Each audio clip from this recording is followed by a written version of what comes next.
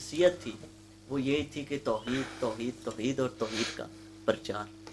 سب سے پہلے جو رب کا ولی ہے وہ سب سے پہلے لوگوں کو شرک بدعات سے نکال کر توحید کی طرف لاتا ہے. سبحان اللہ. یہ سب سے بڑی اس کی کرامت ہوتی ہے کسی بھی جو اللہ رب العزت کا ولی ہے. سبحان اللہ. جو توحید سے لوگوں کو دور کرے یہ یاد رکھیں کہ وہ کبھی بھی نہ رب کا ولی بن سکتا ہے اور نہ ہی اس کا کوئی شریعت میں معیار ہوتا ہے. ٹھیک. اولیاء کرام نے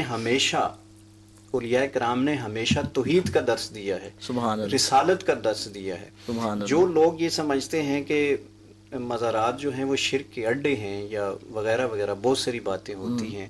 میں آپ کے چینل کے توسل سے چونکہ ایک بات چل رہی ہے میں آپ سے گزارش کروں اور یہ ایک پیغام بھی جانا چاہیے. بسم اللہ. کہ دیکھیں اگر ہماری ہاں کمزوریاں بھی ہیں. میں اگر سال کے بعد اپنے ماں باپ کے سالانہ پہ شیر نہیں بلواتا، گھوڑے نہیں دوڑواتا، مرغے نہیں لڑواتا یا ڈھول باجے نہیں بجواتا تو اس کا کیا ریزن ہے کہ معاشرہ کہے گا کہ اپنے ماں باپ کی قبر پر اس نے ایسا کام کیا ہے. ٹھیک ہے. میں آج یہ پیغام دینا چاہتا ہوں کہ جو لوگ مزارات کے ساتھ ان چیزوں کو جوڑتے ہیں، ان خرافات اور بدعات کو جوڑتے ہیں، دیکھیں سجدہ بھی جو لوگ جن کی طرف منسوب کیا جاتا ہے اگر سجدہ تعظیمی کرتے ہیں تب بھی درست نہیں، حرام ہے. اور اگر سجدہ عبادت کرتے ہیں معبود سمجھ کے تو وہ شرک ہے. ٹھیک ہے. اس چیز سے بھی انسان کو روکنا چاہیے. ہمیشہ بزرگان دین نے اس چیز سے لوگوں کو روکا ہے.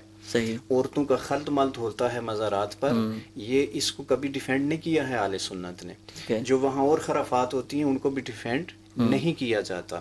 ایون کہ اعلیٰ حضرت امام احمد رضا خان بریلوی علیہ رحمہ نے یہاں تک لکھا ہے کہ صاحب مزار کی قبر پہ جاتے ہیں آپ تو کم از کم 10 ہاتھ دور کھڑے ہو کر دعا کرنی چاہیے.